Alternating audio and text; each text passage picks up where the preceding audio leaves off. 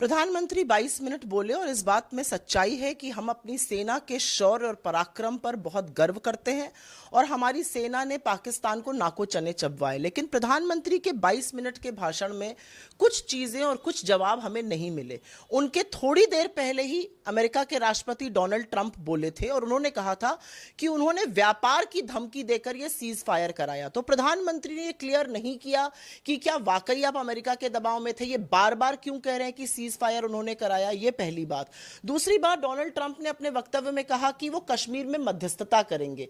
क्या हिंदुस्तान ने किसी तीसरी पार्टी की मध्यस्थता को स्वीकार कर लिया है? क्योंकि हमने आज तक थर्ड पार्टी इंटरफेरेंस को बिल्कुल सिरे से नकारा है। तीसरी बात, अमेरिका के स्टेटमेंट में कही गई थी कि दोनों प्रधानमंत्री, पाकिस्तान और हिंदुस्तान के प्रधानमंत्री, किसी न्यूट्रल जगह मिलेंगे।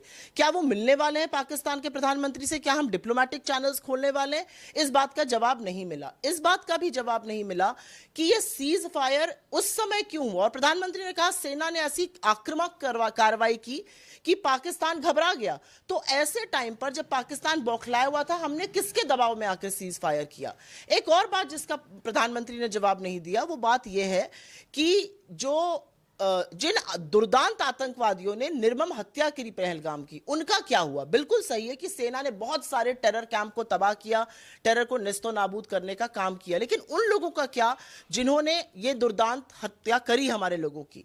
उसके अलावा हमारे जो बीएसएफ के जवान हैं, पूनम साहू, वो करीब 20वां दिन है आज, अभी भी पाकिस्तान की गिरफ्त में है। उनको छुड़ाने के लिए, उनको वापस लाने के लिए क्या कार्रवाई की जा रही है? और एक बात जिसका जवाब नहीं मिला, सरकार ने माना था सुरक्षा की चूक हुई है, इंटेलिजेंस फेलियर हुआ है। इसका जिम्मेदार कौन है? इसके जिम्मेदार गृह मंत्री अमित शाह हैं या नरेंद्र मोदी जी हैं? ये बहुत सारे सवाल हैं जो देश पूछ रहा है, क्योंकि अमेरिका का जो स्टेटमेंट है वो बार बार हमारी संप्रभुता को ललकारता है। वो कहीं ना कहीं हमारी जो इंडिपेंडेंस है, हमारी जो सॉवरेनिटी है, उस पर सवाल उठा रहा है। अमेरिका कौन होता है हमारे बीच मध्यस्थता करने वाला, जब हमने आज तक कश्मीर में किसी को नहीं आने दिया? अमेरिका कौन होता है बार बार ये बोलने वाला कि हम जो है हमने ये सीज फायर कराया? क्या हमने किसी दबाव में आके किया?